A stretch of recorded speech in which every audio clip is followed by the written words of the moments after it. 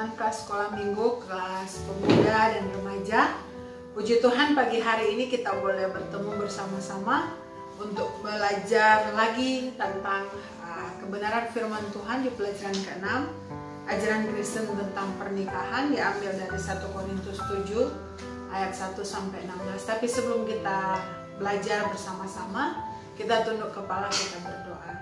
Tuhan, pagi hari ini kami datang kepada Tuhan. Kami mengucap syukur untuk segala apa yang Tuhan sudah buat indah dalam hidup kami. Terima kasih kami boleh ada pagi hari ini dengan tubuh diberkati.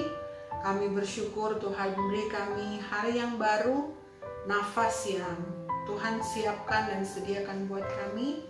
Dan kami mau membuka hati kami untuk belajar firman Tuhan. Tolong Tuhan biar firman ini boleh menguasai hidup kami, membentuk dan mendewasakan kami, dan beri kami kerendahan hati juga untuk melakukan firman ini dalam kehidupan kami. Terima kasih banyak Bapak, ini waktu Tuhan berbicara buat kami. Kami sudah siap untuk mendengarkan dan belajar bersama-sama. Haleluya, amin. Teman-teman pemuda dan remaja, siapa di antara kita pagi hari ini yang sudah memikirkan tentang pernikahan? Ada ya? Ada pasti. Atau sudah adakah pasangan yang bagi kita mungkin, oh ini sudah benar-benar pasangan yang saya pilih untuk menjadi pasangan saya seumur hidup? Ya pasti jawabannya bervariasi ya, pasti ada yang sudah memikirkan, tapi ada juga yang belum memikirkan. Nah, pagi hari ini kita mau melihat bersama-sama ajaran Kristen tentang pernikahan. Kalau ajaran Kristen itu berarti ajaran firman Tuhan yang kita yakini, yang kita imani tentang pernikahan. Apa itu pernikahan? Dan apa itu tujuan dari pernikahan? Namun sebelumnya saya ingin membacakan satu ayat firman Tuhan yang diambil di dalam Matius 19 ayat 6. Kita lihat bersama-sama, dikatakan di situ, demikianlah mereka bukan lagi dua, melainkan satu. Karena itu apa yang telah dipersatukan Allah tidak boleh diceraikan manusia. Ini adalah satu ayat firman Tuhan yang sangat kuat, mendasari sebuah pernikahan dan mendasari sebuah tujuan pernikahan ya. Nah, pagi ini kita mau belajar bersama-sama dan berpikir dengan matang tentang satu kebenaran yang diajarkan di dalam Alkitab tentang pernikahan, sehingga kita punya pandangan yang jelas, pandangan yang benar tentang sebuah pernikahan. Menurut Kamus Besar Bahasa Indonesia, seperti yang dicatat di dalam buku pelajaran teman-teman semua, di situ dikatakan bahwa nikah adalah perjanjian laki-laki dan perempuan untuk hidup bersama sebagai suami istri.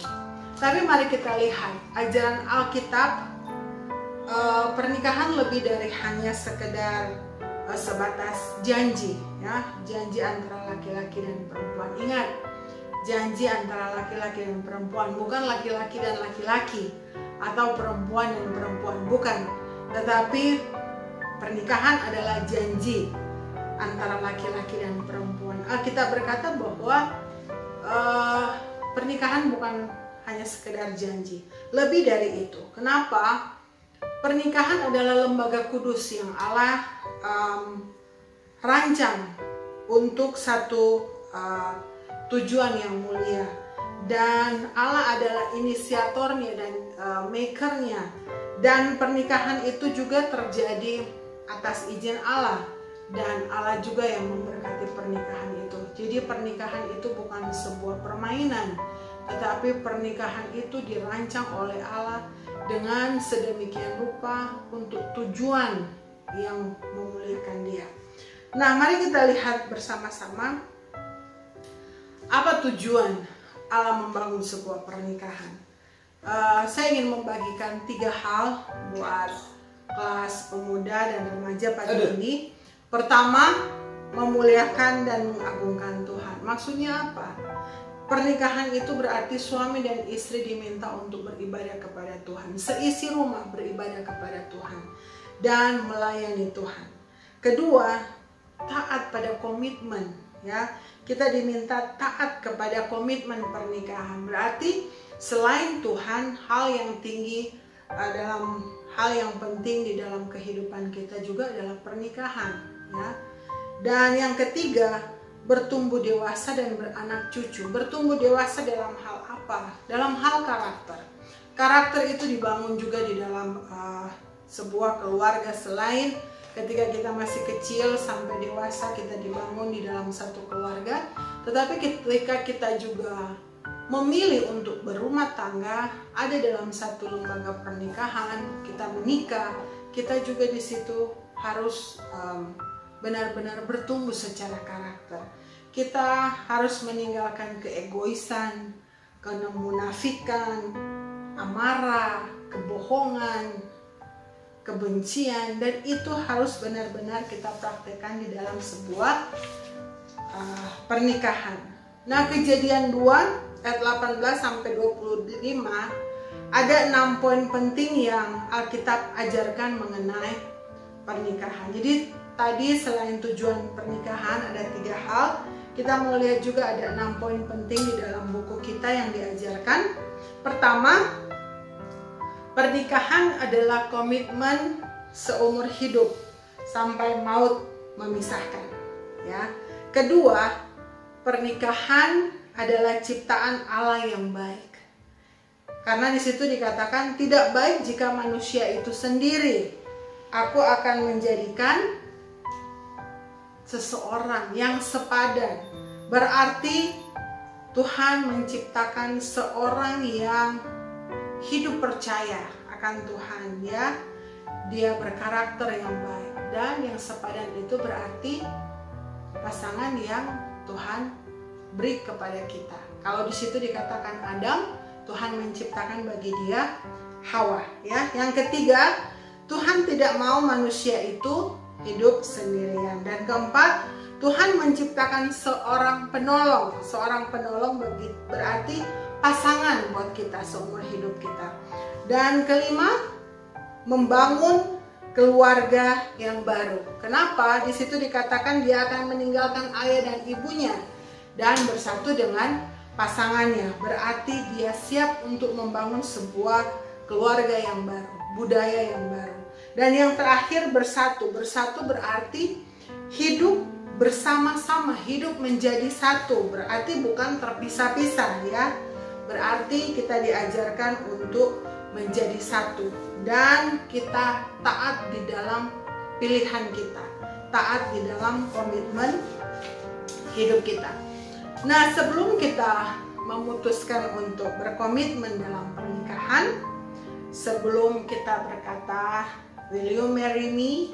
atau "I will marry you", perhatikan baik-baik hal ini, bahwa pernikahan itu bukan hanya secara romantic atau fantastic love story, ya, atau sering dikatakan story tale, ya, dimana seorang pangeran dan seorang putri bertemu dan mereka ada dalam keadaan yang indah-indah saja, semua baik-baik saja. No, tidak, ya.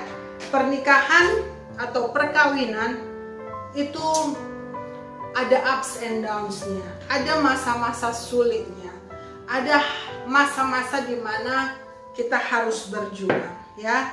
Tetapi yang terpenting adalah bagaimana respon kita atas setiap tantangan pernikahan, atas setiap hal-hal yang sulit di dalam pernikahan.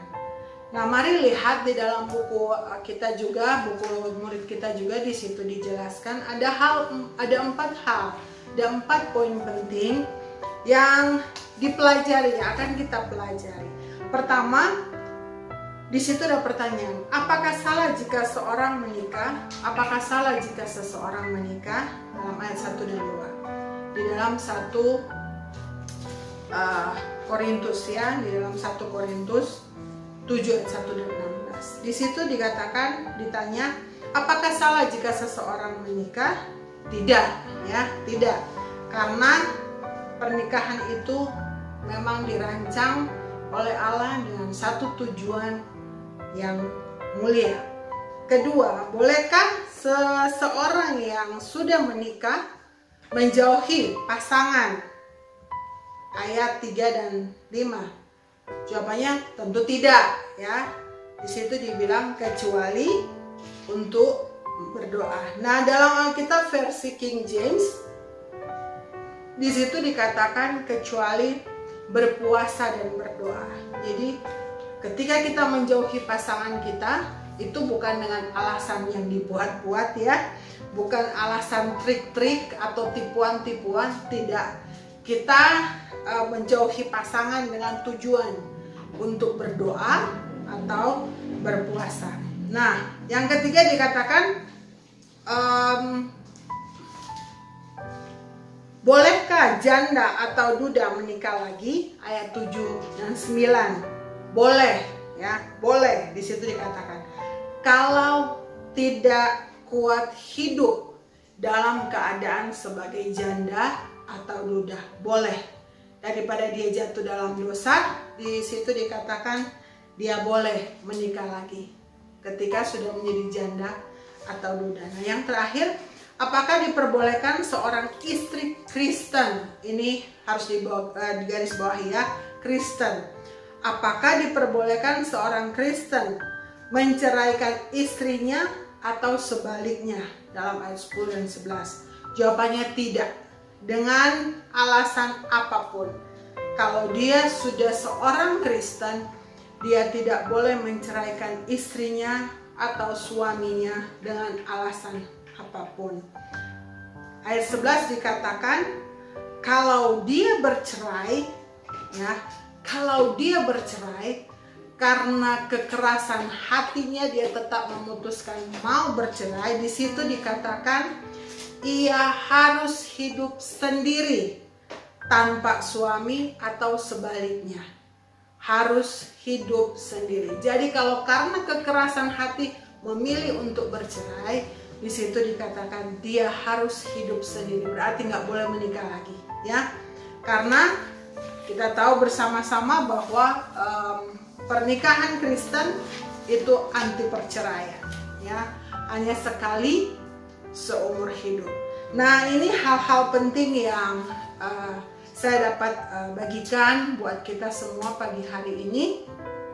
Kalau ada pertanyaan dan hal-hal yang mungkin masih perlu untuk diperjelas oleh teman-teman semua, silakan berdiskusi dengan kelasnya masing-masing, dengan guru-guru yang ada. Dan saya percaya apa yang boleh saya sampaikan pagi hari ini kiranya itu boleh menolong kita dan memberi pemahaman-pemahaman, pandangan-pandangan yang baru tentang apa itu pernikahan dan apa itu tujuan pernikahan, ya.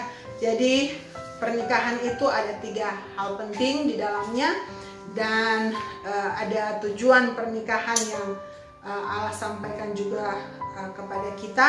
Dan ada beberapa poin-poin penting yang kita harus sama-sama pahami ketika kita memilih berkomitmen untuk hidup di dalam sebuah pernikahan. Itu yang bisa saya sampaikan pagi hari ini. Terima kasih sudah bersama-sama dalam bersekolah minggu. Tuhan menyertai dan Tuhan terus memberkati masa muda teman-teman semua. Tuhan sudah merancangkan hal-hal yang baik. Mari responi itu untuk kemuliaan nama Tuhan. Terima kasih, selamat pagi, sampai kita berjumpa.